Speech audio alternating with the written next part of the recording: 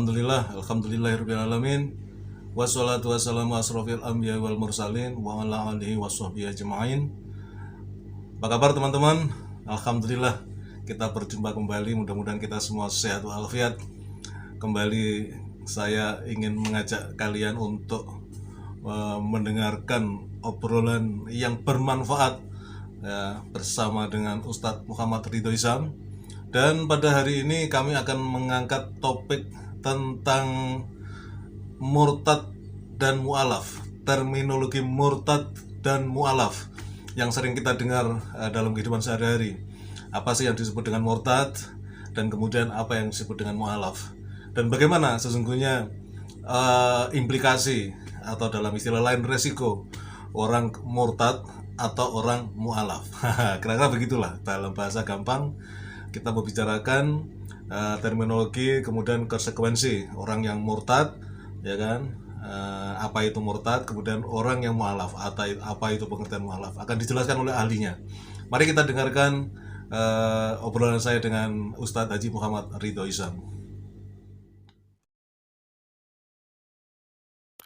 Assalamualaikum warahmatullahi wabarakatuh, Ustaz. Waalaikumsalam warahmatullahi wabarakatuh. Alhamdulillah, Ustaz, kita bertemu lagi, dan hari ini kita mengangkat topik yang menarik karena terinspirasi oleh peristiwa yang kemarin kita hadiri bersama. Ada sosok mu'alaf yang tetapi statementnya seolah-olah masih belum ikhlas meninggalkan keyakinan lamanya. Jadi mohon dijelaskan tentang pengertian murtad dan pengertian mu'alaf. Silakan, Ustaz. Ya, terima kasih. Alhamdulillah wa syukurillah wassalatu wassalamu ala Muhammad Rasulullah wa ala alihi wa sahbihi wa mawala. Jadi mengenai pengertian murtad terlebih dahulu, itu dari kata riddah, ya, dari rodda sebenarnya, kemudian mendapat tambahan jadi irtadda, yartaddu, murtadun, ya. Dalam Al-Quran surah Al-Baqarah ayat 217, di akhir ayatnya Allah berfirman, wa may yartadid minkum an dinihi fayamut wa huwa kafirun fa ulaika habitat a'maluhum fid dunya wal akhirah wa ulaika ashabun nar hum fiha khalidun. Barang siapa yang murtad atau berpindah dari agamanya yaitu Islam, lalu dia matinya dalam keadaan kafir, artinya di luar Islam, maka orang-orang yang demikian itu habitat a'malu, amalnya hapus, ya, amal kebaikannya semuanya hapus di dunia wal akhirah, di dunia dan akhirat, dan mereka itu adalah penghuni neraka, mereka kekal di dalamnya. Jadi orang-orang yang murtad, keluar dari agama Islam, itu bisa berupa ucapan. Wah, misalnya ucapannya menolak Islam atau rukun Islam, dan tidak mengakui Allah, tidak mengakui Rasulullah Muhammad, ya, meskipun secara administrasi KTP-nya masih Muslim, atau menolak dengan perbuatan, atau sekaligus yaitu baik ucapan, perbuatan, dan secara administrasi, ya, berpindah agamanya, maka mereka itu orang-orang yang rugi, orang-orang yang murtad. Nah, pertanyaannya, apakah ada dahulu orang-orang murtad? Ada, yaitu pada zaman Khalifah Abu Bakar, ya, orang-orang yang dipengaruhi oleh Musailamah, ya, orang tokoh munafikun. Lalu mereka keluar dari Islam, menolak zakat, menolak, pokoknya ajaran Islam mereka tolak. Mereka itu kemudian diperangi oleh Abu Bakar itu. Makanya perangnya dikenal dengan perang riddah, dengan perang murtad, perang menghadapi orang-orang yang murtad. Dan orang-orang yang murtad ini dosanya lebih besar sebenarnya, karena dia tadinya sudah Islam, ya, lalu dia menolak Islam. Ini dosanya besar dibanding yang dari lahir dia kafir. Sudah kafir, ya. Mungkin dia belum pernah menerima penjelasan Islam dan sebagainya. Nah, ini tentang orang-orang yang disebut dengan murtad. Ya. Nah, apa alasan mereka murtad? Bermacam-macam. Mungkin karena alasan menikahi atau pernikahan, mungkin juga alasan ekonomi dan lain sebagainya. Mungkin juga alasan politik, ya kan? Jadi rugi sekali mereka mengorbankan akhirat mereka, kebahagiaan yang abadi dengan hanya untuk mendapatkan kenikmatan dunia ini. Nah, ini tentang murtad. Nah, lalu yang kedua tentang mu'alaf. Kalau tadi surah Al-Baqarah 217 itu orang-orang yang murtad. Kemudian ini di surah At-Taubah ayat 60 yang sering dibarengkan dengan orang-orang yang disebut dengan 8 asnaf yang berhak menerima zakat. Wal mu'allafah qulubuhum, dan orang-orang yang mu'allafah yang masih lemah atau bisa dikatakan masih rentan. Nah, biasanya secara istilah adalah orang yang sebelumnya non muslim masuk Islam, maka sering dikenal dengan istilah mu'allaf. Itu orang yang sebenarnya masih sangat rentan, masih sangat lemah keimanannya atau keislamannya, sehingga dia perlu mendapatkan dukungan ya berupa zakat sehingga semakin kuat Islamnya.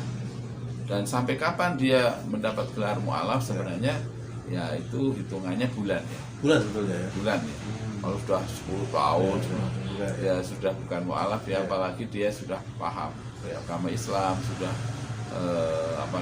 mendapatkan banyak pertolongan dari kaum muslimin, maka yang demikian itu sudah tidak mu'alaf lagi istilahnya, meskipun asal usulnya mu'alaf, tapi kondisi sekarang mungkin sudah kuat ya, sudah tidak perlu mendapatkan istilahnya bantuan seperti ketika dia masih baru masuk Islam.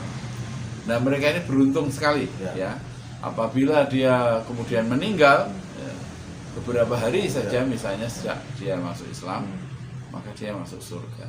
Dosa-dosanya selama sebelum masuk Islam itu kan dihapus. Ya, adapun kebaikan-kebaikannya tetap tercatat. Nah, kembali ke murtad ya. Bagaimana kalau orang yang tadinya Islam terus keluar dari Islam terus masuk Islam lagi? Atau bertobat ya, mungkin dahulunya bagaimana terus akhirnya dia kembali kepada Islam. Maka di sini ada perbedaan pendapat para ulama ya. Kalau Imam Syafi'i dia harus mengqadha atau mengganti sholatnya sepanjang dia murtad itu. Misalnya murtadnya 10 tahun ya. Apalagi dia orang kaya, maka dia juga harus mengeluarkan zakat qadhanya. Tapi kalau Imam Abu Hanifah itu berpendapat berbeda. Jadi dia bertobat saja dan bersungguh-sungguh tidak mengulanginya lagi. Tapi kalau kemudian keluar lagi, Allah tidak mengampuni. Nah, itu ada itu dalilnya ya.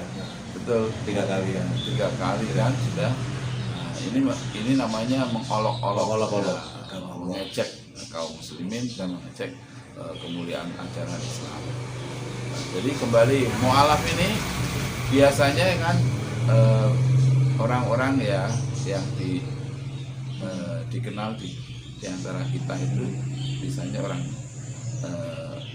WNI keturunan Cina ya, masuk Islam, mu'alaf. Kemudian juga ada yang orang yang bukan keturunan Cina ya, dari agama Hindu, agama apa itu kemudian masuk Islam.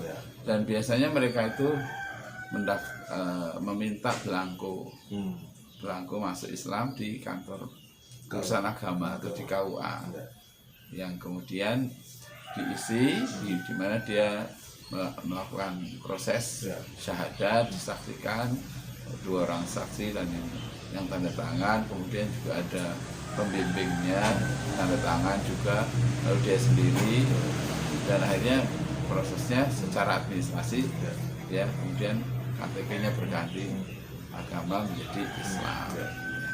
Barulah dia bisa menikah gitu. Tapi kalau baru lesan itu belum bisa. Kemudian kebanyakan para mualaf juga mengganti namanya. Yang sebelumnya nama yang berbau non muslim itu mereka ganti dengan nama Islam, itu boleh dan itu baik. Itu mengganti nama menjadi nama yang Islam. Jadi apa yang dahulu pernah dialami sewaktu menjadi non muslim, bahkan mungkin menjadi pendeta misalnya begitu, itu tidak usah dibicarakan lagi, tidak usah dibangga-banggakan, apalagi di hadapan kaum muslimin menyebutkan tentang kehebatan orang-orang non muslim ya, yang banyak sedekahnya dan sebagainya, itu tidak perlu ya. Jadi hendaklah dia kemudian mengamalkan ajaran Islam dengan baik dan menghormatinya, jangan kemudian justru melecehkan atau merendahkan kaum muslimin. Padahal dia sudah menjadi muslim. Demikian Pak Agus. Baik Ustaz. Kemudian menurut sejauh pengamatan saya, itu kebanyakan kalau yang murtad, artinya berpindah dari Islam ke agama lain, kebanyakan ini itu dalam tanda petik ini orang-orang kecil, orang-orang yang mungkin secara knowledge atau pengetahuannya bodoh lah gitu. Terus sebaliknya yang menjadi mu'alaf itu banyak dari kalangan orang terpelajar, pintar, kemudian melalui proses pengkajian, mendalami agama Islam sampai dapat hidayah akhirnya. Kira-kira hal yang semacam ini mengapa bisa demikian? Ya, pertama kemungkinan kalau yang keluar dari Islam, yang disebut tadi orang-orang yang kecil, mungkin ekonominya lemah, jadi ada sesuatu yang membuat dia meninggalkan agama Islam yang terkait bukan dengan keyakinan ya, bukan dengan ilmu pengetahuan, tapi dengan iming-iming dengan hal-hal yang terkait dengan duniawi. Nah, itu banyak seperti itu memang, hanya karena mie instan ya, diberikan tiap hari apa begitu, akhirnya lama-lama dia dirayu, dibujuk, kalau masuk agama kami kamu akan dapat begini dan sebagainya. Adapun yang masuk Islam ya tentu banyak yang diantara mereka itu karena keyakinan, karena pengetahuan. Misalnya saya menyebut nama seorang ilmuwan dari Prancis yang meyakini bahwa Fir'aun itu mati tenggelam. Setelah dia melakukan penelitian dan mendapatkan informasinya dalam Al-Quran, antara lain dalam surah Al-Baqarah, juga dalam surah Yunus. Akhirnya dia masuk Islam. Kalau tidak salah namanya Maurice Bucaille. Nah, ini orang-orang yang terpelajar, yang terdidik dan membandingkan agamanya sebelumnya dengan agama Islam, lalu dia kemudian memilih agama Islam dengan penuh keyakinan berdasarkan ilmu pengetahuan. Ada juga orang-orang yang masuk Islam itu karena kemudian tersentuh hatinya. Saya membaca tadi di WhatsApp itu ada seorang anak penyanyi terkenal yang bapaknya muslim tapi ibunya non muslim. Lalu dia setelah umur 16 tahun, dia tadinya kalau mendengar azan di masjid atau di televisi langsung dimatikan. Tapi suatu saat dia nyari remote untuk mematikan itu tidak ketemu-temu, akhirnya dia mendengarkan, terpaksa mendengar dan mendapatkan petunjuk. Artinya dia kemudian termenung dan berpikir, sudah sekian lama, sekian kali mendapat panggilan kok nggak pernah memperhatikan panggilan. Akhirnya dia terpanggil dan kemudian masuk Islam. Dan ceritanya mengharukan, ibunya yang tadinya non muslim akhirnya juga masuk Islam sebelum meninggal. Jadi ini merupakan sesuatu yang luar biasa. Yang tadinya dia sekolah di sekolah non muslim terus pindah ke sekolah Al Azhar waktu itu. Dan itu atas inisiatif ibunya juga.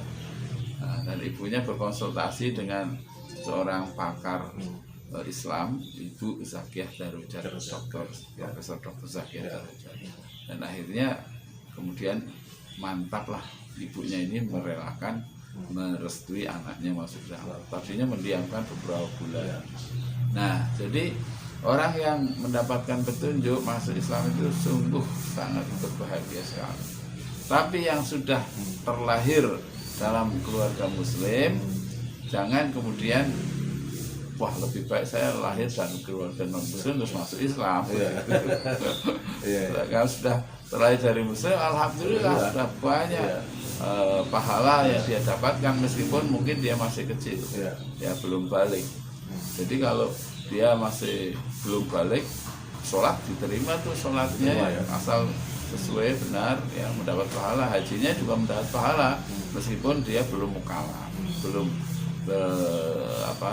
terkena kewajiban. Nah begitu juga orang yang tadinya kecil masuk beragama Islam, lalu keluar dari agama Islam masih kecil, masih belum balik, belum berakal, itu belum berlaku. Ya. Tapi kalau dia sudah balik, sudah berakil, sudah berakal, ya sudah mukallaf, itu baru terkena hukum riddah itu.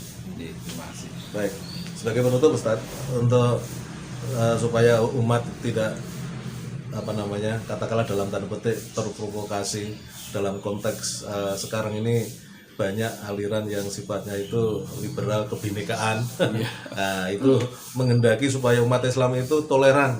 Ya. Sebenarnya sejauh mana toleransi itu dalam Islam? Ya, sebenarnya toleran itu kan artinya kita sebenarnya tidak suka dengan orang yang berbeda dengan kita. Tapi kita menahan diri untuk tidak melakukan perbuatan yang merugikan mereka. Jadi misalnya begini, kita duduk-duduk bersama orang yang misalnya merokok, misalnya saja merokok. Sementara kita tidak merokok. Lalu kita toleran, tidak terus mengusir dia dan sebagainya. Meskipun kita sebenarnya tidak suka, terganggu ya. Nah, mestinya yang merokok juga toleran, karena bisa jadi asapnya mengganggu orang yang tidak merokok. Jadi toleran itu sebenarnya seperti itu, masing-masing dengan dirinya, dengan sikap dan perilakunya dan keyakinannya, dan tidak saling mengganggu. Tapi bukan kemudian berbau dan bercampur. Ya, dengan alasan toleran, maka kita melakukan peribadatan yang mereka lakukan, mereka melakukan peribadatan yang kita lakukan, sehingga kemudian tidak ada bedanya. Nah pada zaman dahulu juga Rasulullah pernah ditawari seperti itu. Kami akan menyembah Tuhanmu 1 tahun, tapi kamu juga menyembah Tuhan kami 1 tahun. Gitu. Itu bukan toleran itu. Akhirnya muncul surat Al-Kafirun lakum dinukum waliyadin. Bagimu agamamu, bagiku agamaku, silahkan, kami tidak mengganggu. Memang tidak boleh mengganggu orang dalam ibadah apapun, termasuk kalau dalam peperangan pun kita tidak boleh, dalam Islam ya, tidak boleh merusak atau menghancurkan tempat ibadah orang lain. Ya biarlah mereka dengan konsekuensinya nanti mempertanggungjawabkan di hadapan Allah. Tetapi jangan kemudian umat Islam yang mayoritas di Indonesia ini disuruh toleran dalam pengertian pokoknya semua agama sama, ya kan, kemudian nanti semuanya juga akan masuk surga. Jadi jangan melihat orang non muslim itu dengan pandangan yang sinis. Memang tidak boleh melihat pandangan sinis, kan, memang benar itu, tapi jangan dibarengkan dengan narasi seperti tadi, ya semua agama sama, semua masuk surga, maka jangan sinis, gitu. Ya memang tidak boleh kita menghina, tidak boleh memaki. Kalau kita memaki mereka, maka kita akan dimaki juga. Makanya ada dalam keterangan hadis itu, janganlah engkau memaki atau mencela bapakmu. Kenapa? Kok mencela bapak kami? Ya kamu mencela bapaknya, bapak orang lain, lalu akhirnya orang itu mencela bapakmu. Nah, begitu. Akhirnya sama dengan kita menjadikan sebab bapak kita dimaki atau agama kita dimaki. Nah seperti itulah yang seharusnya. Sementara itu sebaliknya, kalau kita disuruh toleran dengan orang lain, apakah Islam itu tidak toleran? Sangat toleran sekali, ya. Bahkan Rasulullah dulu bertetangga juga dengan orang Yahudi biasa saja. Tokoh-tokoh Islam, ulama-ulama Islam seperti misalnya Ustaz Abdul Somad itu sangat toleran, ya kan? Bahkan dia pernah dahulu di luar negeri waktu belajar, menurut ceritanya dia juga kosnya di tempat orang non muslim, ya kan, dan hubungannya sangat baik sekali. Waktu masih sekolah dulu juga banyak temannya yang non muslim, waktu di Medan katanya begitu. Jadi framing wah Ustadz Abdul Somad itu radikal, Ya. tidak toleran Ya. itu tidak berdasar. Ya. Mungkin Karena kalau kebencian aja. ya karena kebencian. Mungkin ketika dia ditanya mengenai keyakinan, Ya. akidah, dia jelaskan akidah Dan Islam di depan seperti orang ini. Islam. Di depan orang Islam dan tidak bermaksud untuk Ya. menyinggung orang lain, Ya. hanya itu studi perbandingan yang biasa. Ya. Bahkan orang-orang non Islam kan banyak juga yang Ya. mempelajari Islam, Ya. ya kan? Tentu saja dalam proses belajar mereka mungkin ya menyebutkan kekurangan, kelemahannya di sini, kelemahannya di sini, karena mereka memang studi Ya. Islamnya Ya. untuk mengalahkan kaum muslimin, ya seperti itu. Oke. Baik Ustadz, terima kasih. Alhamdulillah kita sudah menyelesaikan sesi tentang murtad dan mu'alaf. Ya, Mudah-mudahan jangan sampai, ya, ya kan? Jangan sampai anak keturunan kita itu yang muslim menjadi murtad. Ya, Na'udzubillah alhamdulillah. min dzalik. Terima kasih. Assalamualaikum warahmatullahi wabarakatuh. Waalaikumsalam warahmatullahi wabarakatuh.